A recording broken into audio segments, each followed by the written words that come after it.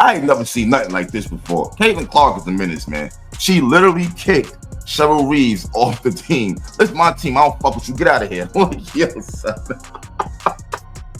Cheryl Reeves, you asked for it. You asked. Following Caitlin Clark's most spectacular power move in league history, the WNBA is in total disarray.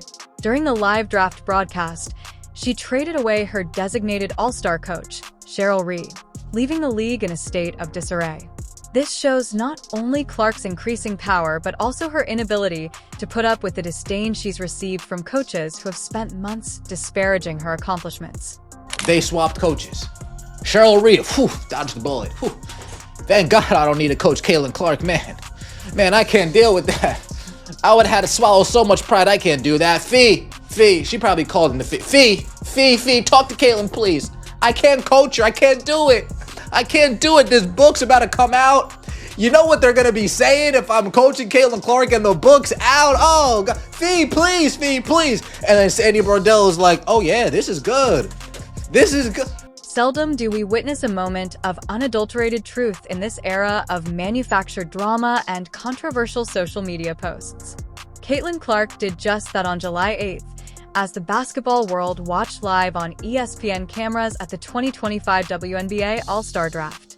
What started off as a routine draft became a momentous day that will go down in history as the day Clark finally had enough of the league's poisonous treatment of its brightest star.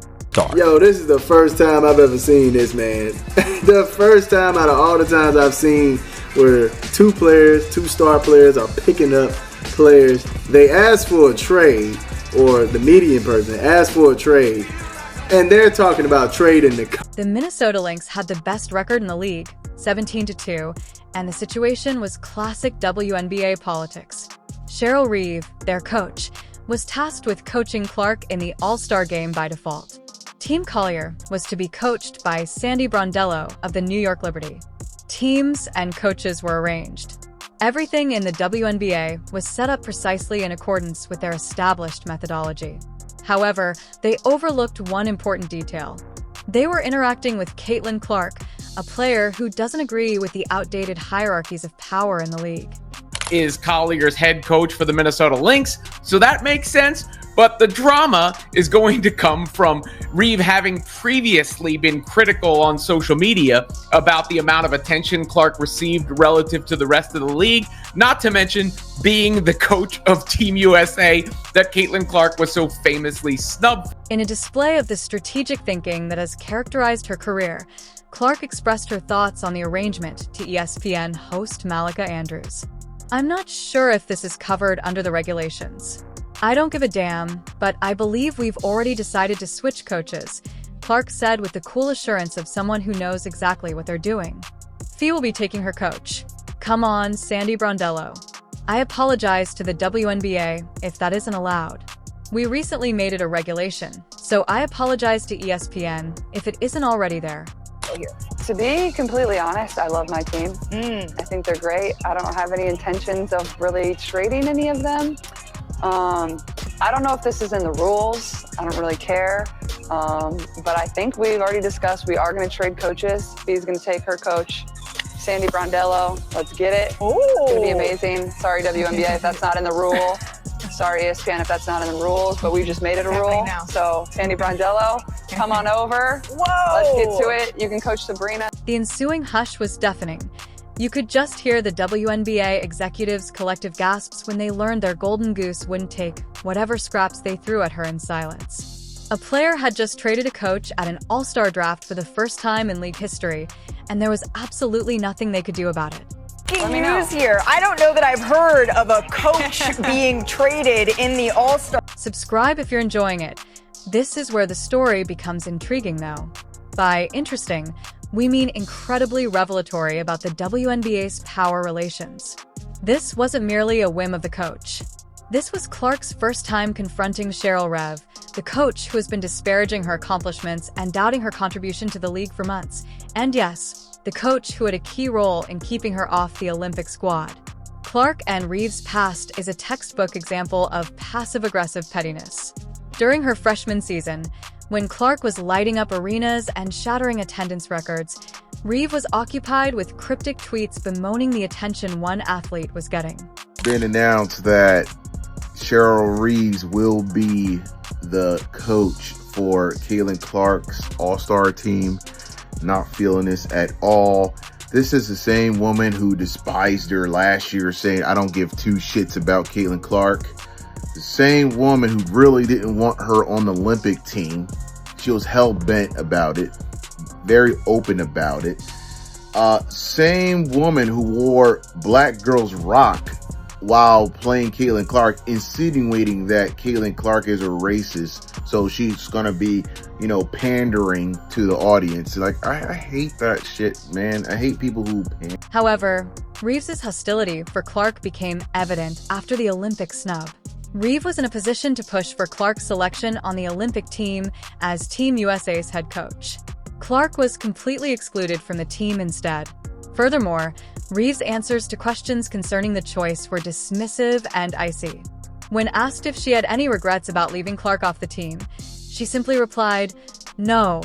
This is especially upsetting because Clark's exclusion from the Olympic squad wasn't justified by his skill as a basketball player. It was just plain politics. Reeve wasn't a part of the official committee, but, some may believe she had some say in how all that went down. Regardless, the picking between the players was a lot of fun, and Caitlin Clark also wound up with all of the Fever members on her squad as well, meaning Aaliyah Boston, Clark, and Kelsey Mitchell will be a trio in Indianapolis for All-Star. This player filled audiences wherever she played, elevating women's basketball to previously unheard-of heights on her own. However, instead of treating her like the generational talent she was, the national team coach treated her like some sort of annoyance. She therefore didn't think twice when Clark had the chance to change the course and send Reeve packing. Coaching preferences wasn't the only thing at play here. Respect was at issue here. Additionally, Clark had finally had enough of being treated disrespectfully by someone who ought to have been applauding her contributions to the sport. The WNBA's response was precisely what one should anticipate from a league that has often demonstrated that it has the necessary skills to deal with success. They were totally unprepared for Clark's power move.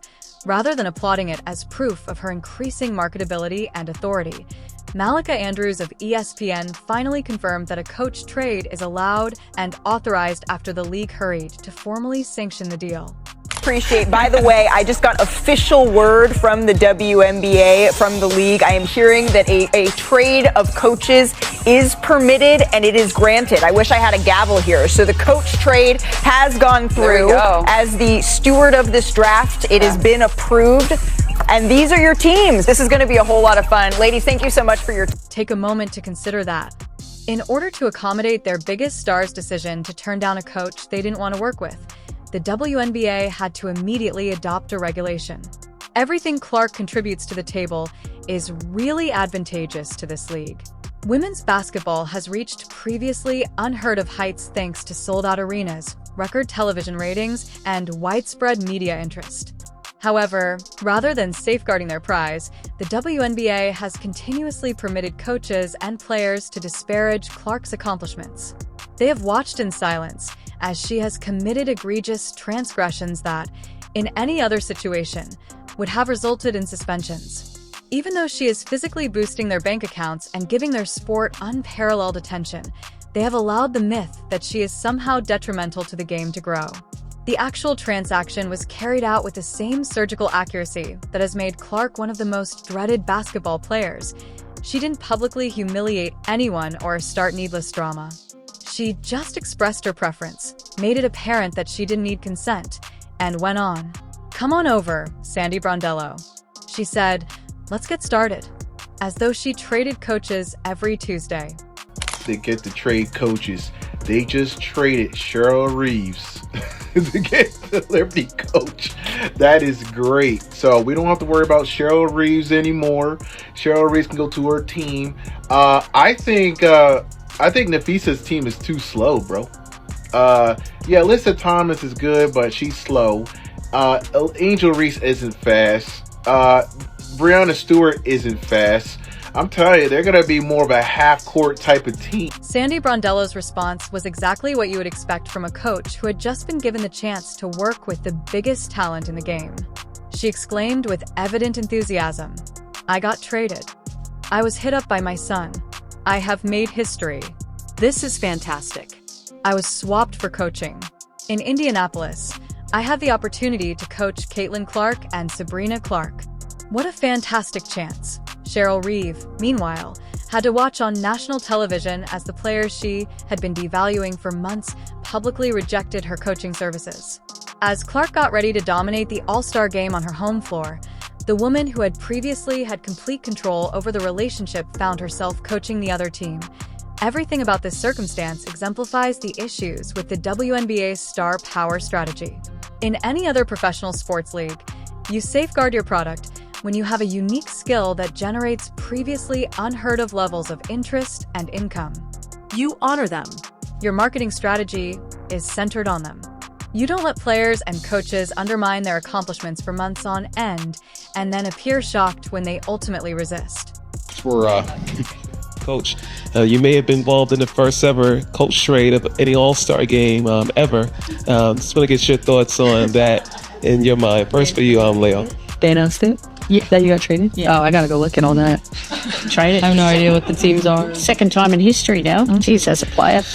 And I got traded, yes. My son hit me up after he goes, I've created history. This is awesome. I got traded as a coach. But look, I get to coach with Sabrina. I'm on Caitlin Clark's in Indianapolis. I mean, what a great show. So we'll go out there and have some fun. There was more than one coach involved in Clark's decision to trade Reeve. The goal was to set a new standard for the treatment of the league's top players. She was making it clear that, regardless of someone's standing or duration in the league, she would not tolerate disrespect from them in silence. She was demonstrating that her impact goes beyond simply packing stadiums and boosting TV numbers. She doesn't hesitate to wield her true power. The wider ramifications of this action are astounding. Clark recently demonstrated that she is more than just the most well-liked player in the league. She has the authority to instantly change the regulations. She proved that her impact is felt in the boardroom as much as in the court, that she is capable of making choices that compel the league to change instead of the other way around. Above all, she demonstrated to the other players in the league that you don't have to put up with disrespect from someone in a position of power. You have choices if a coach or executive wishes to downplay your accomplishments, doubt your influence, or treat you like a lesser person. You are powerful. You are capable of retaliating. And you remember when Caitlin was in Minnesota last year, she had a little extra spice after one of the baskets. Because Cheryl Reeve's a great coach, don't get me wrong. And she doesn't bite her tongue, which you noticed after the WNBA finals when she said it was stolen from the Lynx. There's no questioning her acumen, and certainly she'll speak her mind. But there's got to be something in the back of Caitlin's mind that still feels a little miffed, even if Reeve wasn't directly responsible for her not making the Olympic squad. Now, there was another attempted trade. This action was made at the ideal moment. During the All-Star draft, Clark made her declaration in front of as many people as possible and with as little chance of league interference as possible. She patiently awaited the opportunity and authority to express her emotions before carrying out her strategy with the dexterity that has made her one of the greatest basketball players in history. This must be the most embarrassing incident in Cheryl Reeve's coaching career. There was nothing she could do after the player she had spent months trying to discredit openly rejected her coaching services. She was forced to sit there and grin on national television as Clark effectively dismissed her, then act as like nothing was wrong while she got ready to coach the other side. For years to come, this judgment will have repercussions across the league. Other elite athletes are observing and gaining knowledge.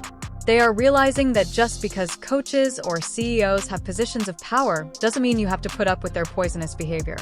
They are discovering that having star power entails having actual influence, and that it can be leveraged to improve working conditions and foster more civil behavior. Additionally, this action positions Clark as more than just a basketball player. She is a successful businesswoman who knows how valuable she is and doesn't hesitate to use it. She is demonstrating to the league that she is more than simply a basketball player who will take any abuse they give her. She is there to compete at the greatest level, win, and do it as she wants. Caitlin said she don't care if it's in the rules or nothing. She trading to get her off my team. So Caitlin and Collier switched coaches because Caitlin wasn't having it. She said no ops would be on my team. It will be interesting to see how the WNBA handles this circumstance. They have two options. They either try to control Clark and run the danger of offending the athlete, who has done more for women's basketball than anybody in recent memory, or they can embrace her power move as proof of the league's expanding influence and the star power of its biggest names. According to Smart Money, they will adopt the former strategy. The league has gained too much from Clark's influence to take the chance of running afoul of its biggest star, while secretly ensuring that they never place Clark in a situation where she feels the need to make such a dramatic statement again. They will present this as proof of player empowerment and the league's adaptability. This entire scenario serves as a masterclass on how to deal with disrespect for basketball fans. Clark avoided pointless drama and small-time arguments. She merely saw an issue, came up with a solution, and carried it out with a level of accuracy that has made her one of the sport's most successful players. She transformed a potentially harmful circumstance into a protest. Of her power and influence. Clark, or what I like to refer to her now as Gangster Clark, heard Cheryl Crusted Blueberry Mustard ass Reeve being salty in that press conference, throwing shade at the Fever and said, nope, get her punk ass up out of here. She ain't about to coach my team for the All-Star game, and that's why I call her Gangster Clark, because whatever Gangster Clark wants, Gangster Clark! It appears that the 2025 WNBA All-Star Game will be more than just a basketball showcase. It now serves as a statement about respect, power, and the evolving dynamics of women's professional basketball. After eliminating a negative influence from her basketball surroundings, Clark will play in Indianapolis under the guidance of Sandy Brondello. The rival team's coach, Cheryl Reeve, is likely still adjusting to the sudden change in power. She had the authority to choose Olympic rosters while she was Team USA's coach. Then, the players she had been working for months to devalue publicly rejected her. Everything Caitlin Clark contributes to basketball is embodied in this historic coach exchange. Strategic thinking, intelligence, and the guts to defend herself when called upon. She's doing more than merely altering the rules of the game. She is altering the hierarchies of power surrounding it, and that her most significant contribution to women's basketball may be greater than any number or honor. The WNBA expected Clark to follow their rules, respect their judgment, and silently put up with any treatment they thought was proper. Rather, she reminded them that she is the league's most valuable asset, and that valuable assets have the power to define their own rules. She also reminded them that she does more than simply play for the league.